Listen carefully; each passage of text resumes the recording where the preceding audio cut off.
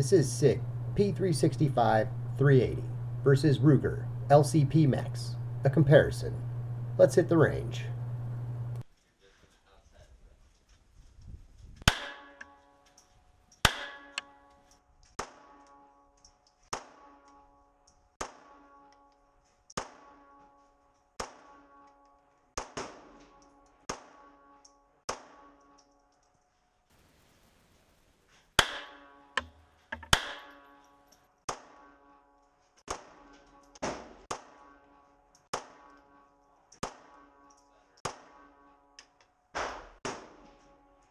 The Ruger LCP Max and the Sig P365 380 are concealed carry firearms that are both chambered in 380 ACP. We have done first range reports for both firearms, which we will link in this video, so we're going to keep this one to just the similarities and differences between them. The Ruger LCP Max is an internal hammer-fired, single action only pistol.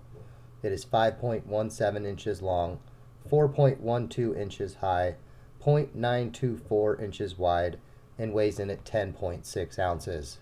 The Sig P365 380 is a striker-fired pistol that is 5.8 inches long, 4.2 inches high, 1 inch wide, and weighs in at 15.7 ounces.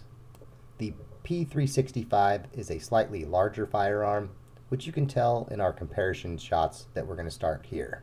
The 365 on top of the LCP Max, and the LCP Max virtually disappears. Now here you can see the Ruger on top of the Sig, and you can see the Sig underneath it, so the Ruger's a little smaller. And here it is with the extension on the magazines, just to show you the similarities there. And a top-down view, very similar in width on these firearms, and then a from the grip view. Very similar in width there, but a little bigger on the Sig side. Before we talk about some other similarities and differences, how about a little more range time?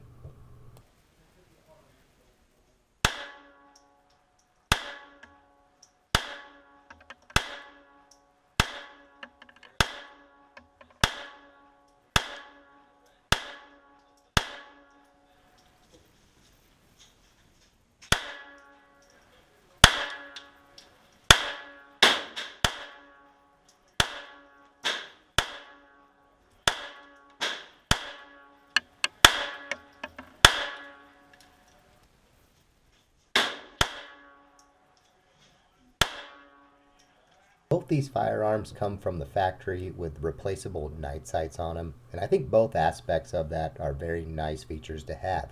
If you're not a fan of the sights, or you don't like the night sights, you can replace them. Now I prefer the small tritium insert on the Sig sight. I think that gives me a higher degree of accuracy.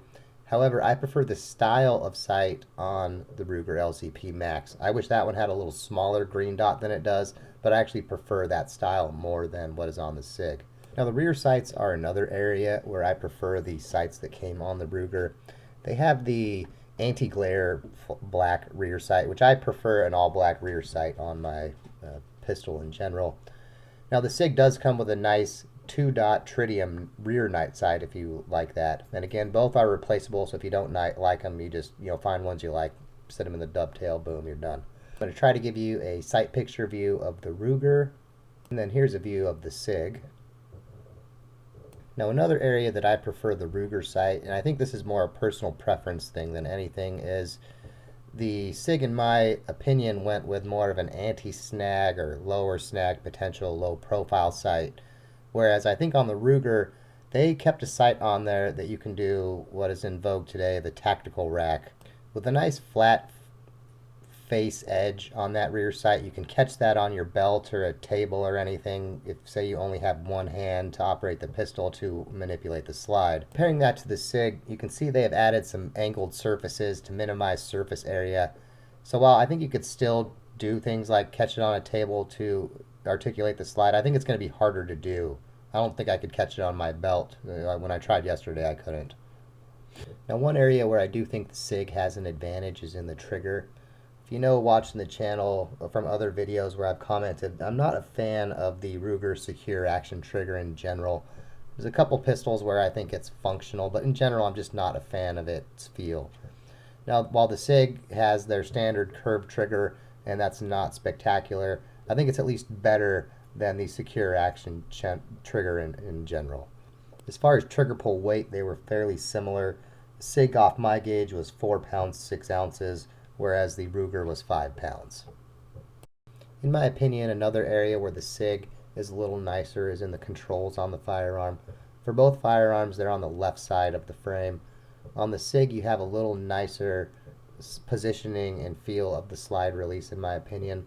And then it also has a functional takedown lever, whereas on the Ruger, you need a tool. You need something to pop that takedown pin out. And while it does have a slide stop, slide release, I don't think it's in quite as functional of a position, but it is there. In previous versions, you just had a slide stop where you could lock the slide open. It didn't hold open on empty. Whereas on the Ruger LCP Max, now it does do a hold open on empty, so that is nice to have. Now before we talk about the magazine and say some carry differences, how about we hit a little more range time?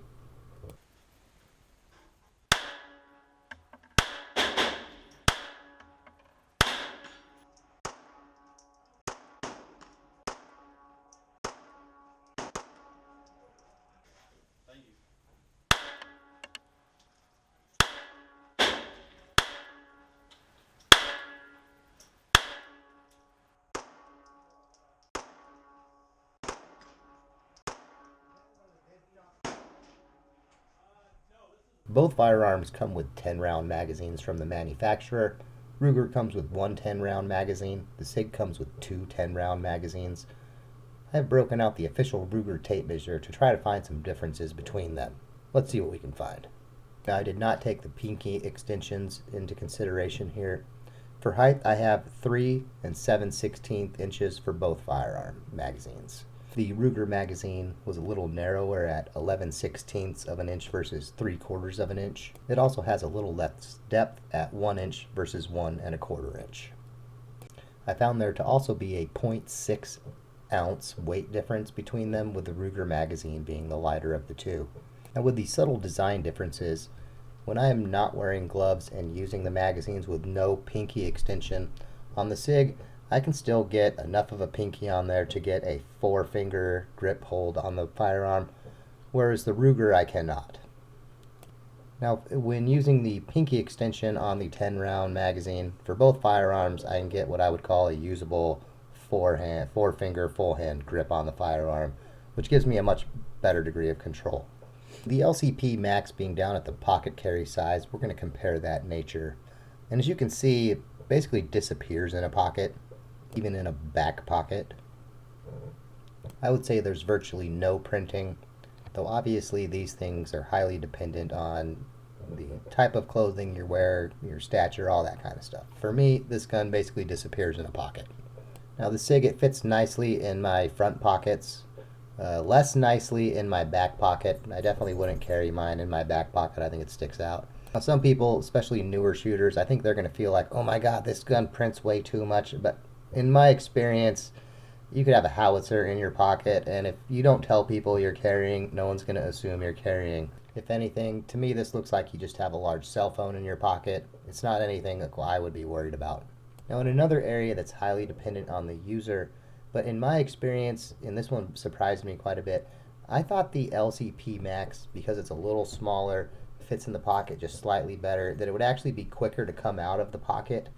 But what I've actually found in practice so far is the little extra size difference in the Sig in terms of being a little larger makes it actually a little easier for me to grab in my pocket and then come out of my pocket smoother.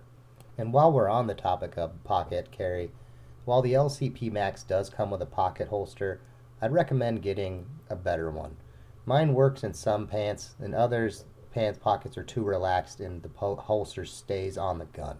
Now how about a little more range time before our closing thoughts?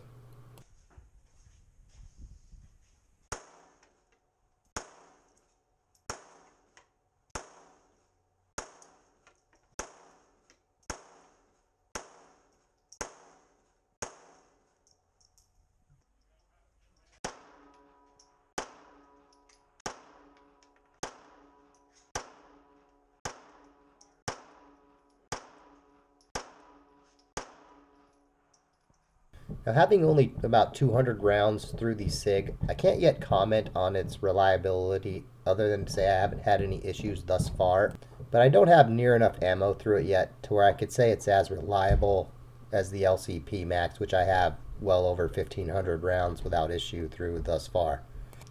Now, the stores that I found these guns at, there's about a $100 to $125 price difference between them. The Ruger LCP Max I could find around $375, and I found this Sig 365 380 for $499, the MSRP. And I think both those are actually pretty good prices for these firearms. They definitely come with a lot of features that we didn't used to see, especially in 380 firearms. With a 10 round capacity in 380 and a pocket pistol with replaceable night sights, the LCP Max has a lot of features crammed into that $375 price point. Now, even though the SIG is priced higher at $499, one thing you get right out the gate is an additional magazine. Well, that's like $40, $50. An additional big point is its optics ready. It's cut with a slide pattern for a Romeo 0 or similar optics. It also has the SIG rail so that you can mount a light, a laser, or anything else that is compatible with that rail design. On top of that, it uses the same fire control group and grip as the 9mm versions, so you can do things like use your XL frame. With the 365 coming optics cut right out the gate, I can't help but wonder if us seeing the Ruger Max 9 optics cut out the gate is sort of a precursor to there being something like a LCP Max Pro that is optics cut. I suspect we're going to see something like that probably 6 months to a year from now. In doing a velocity comparison between the LCP Max and the Glock 42, we found there to be what we considered an insignificant difference in the velocities, and with the SIG barrel sitting right in between those two, I expect that to be the case here as well. Now, one area we haven't mentioned thus far is the recoil and shootability of the pistols. I will say that the SIG is very much more mild in the recoil compared to the LCP Max. The 365 might be one you could shoot all day with how mild it is to shoot. Now, while the LCP Max I think is more shootable than, say, my original LCP, it's still not one that I would go as far as to say that it's a comfortable shooter. It's still uncomfortable to shoot, and it beats me up. Now, a lot of that has to do with the 6 ounces in weight difference. 6 ounces is a ton when it comes to a pistol, and especially in a tiny pocket pistol. But on the flip side, 6 ounces is also quite a bit more weight to carry in a pocket pistol. Don't forget to like and subscribe so Freddy gets his biscuits. Well, I hope you found the information in this video useful. Thanks for watching, and as always, have a good day.